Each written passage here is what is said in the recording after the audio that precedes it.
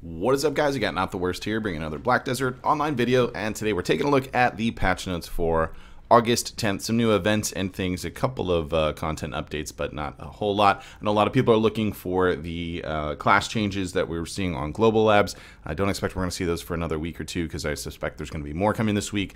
So no, Suckdrack has not been nerfed on live servers just yet. But let's go ahead and jump in and take a look at the events. First up, we've got Something Stirs within the Dark Rifts event. This is one where you have a chance to get an additional boss box that then gives you a scroll to fight in a version of a boss to get you some extra materials for your Jatina pins if you are trying to upgrade those. Then we have login rewards for new adventurers. Pretty straightforward. There's login rewards for new adventurers reset.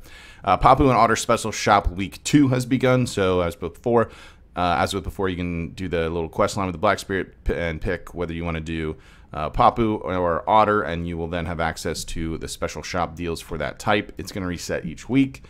For it, I forget which one's which. The Otter one has more of particular items, but it costs more silver for it. So, for instance, if you look at memory fragments, you can get 30 of them for 1 mil silver out of the Papu silver, rather, or you can get 100 of them for 200 million silver.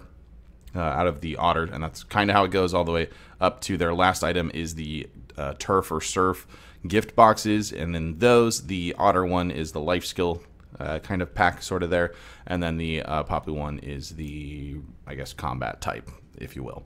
Moving on from there, we have Unveil Your PvP Skills, which has begun. This is a little event where you can make a guide of sorts or some sort of video celebrating Arena of Solar coming up next week, the first official season. Along with it, just participating in the event. It's got a couple guidelines for what you need to put in your video along with it to submit it, but you'll get 10 of the Glory of Solar boxes with it, which are, of course, a good old rundown of all of these nice little items you can use in PvP.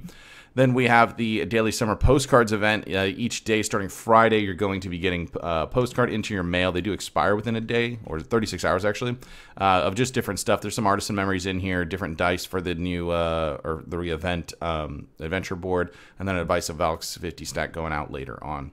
Moving into content updates, as I mentioned, the big changes to the classes are not here yet, so nothing really major there. There's a ton of little tweaks going on with a lot of the Termian events that were made a little better. They put some arrows above Papu and Otter heads for actual merchants that matter for it. They changed how a couple of things work. The biggest one, at least for me, out of this was the buff food that you get when you exchange one of the fishing items. The length of that buff was now changed. Instead of being 2 hours, it's actually 10 hours now. So you're not running back and forth all the time if you're grinding or trying to use it for other things at all. That was definitely a huge improvement for that. You just the one-time swap out, get your 10-hour buff. Pretty good to go for quite a while there and not having to swap it. Moving into item for content updates, we did get the update that a lot of people are looking forward to. You can now dye Orzeca and Nouver outfits, as well as you can put them onto other characters. You can repackage them as a weekly quest, or excuse me, daily quest. You can repackage it to move over to a different character, so you're no longer locked into keeping it on that one specific character and not locked into that specific color now that you can dye it whatever you want to. So that's now available for you. I've got a little note here for alleviating new adventurers from the inevitable inventory clog that comes from random green grade gear looted from monsters. We initially implemented such gear to drop in box form. We've now made it so that you can more quickly obtain the crafting materials you can obtain by using heating on such gear. Now, if you have any green grade gear on you, you can exchange them with certain blacksmiths to immediately break them apart into their sorted processing materials. That's going to be really nice, especially for new adventures, as mentioned there. Places like Kadri, Gahas, and stuff like that, where you just like stack up tons of these things. You can then very quickly just get a nice little click and get them melted down pretty much instantly for you, so you don't have to stand there forever doing it anymore. So can't complain about that. Also improves so that auto fishing time reduction for Nibbles Lightstone combination is clearly written on it. The effect being applied remains the same. It's auto fishing time minus 15%. If you are looking for that. We did get a little bit of a buff to the Murlocs Labyrinth area here. We got Kaffir's drop rates increased, as well as Witch tokens, and the actual Embers increased on certain mobs. The junk loot drop amount was also increased on a few of the mobs there as well, which was definitely very welcome. We've got new Guild War missions. They essentially included Elvia into them now, so you can pick those up if that is where you're grinding and trying to pick up some points and stuff for your guild.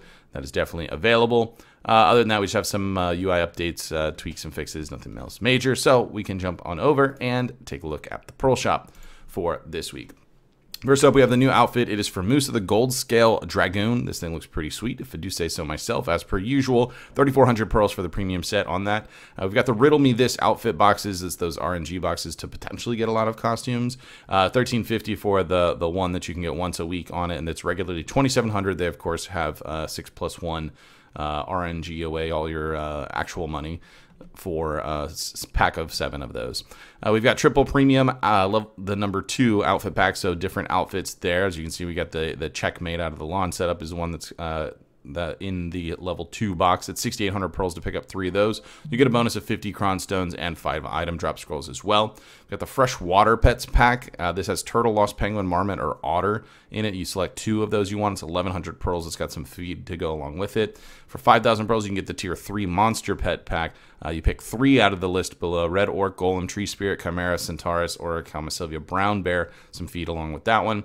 We've got 2 artisan packs, level 1 at 3,505 pearls. It's 100 pearls, 50 crons, and 25 Valkskry. The bigger one is 6,075 pearls. It's 200 artisans, 100 crons, and 50 Valkskry. Not an amazing value if you're looking at strictly the artisans per pearl value. It's around 30 or so in the bigger pack, so that's not that great compared to what you usually see on these.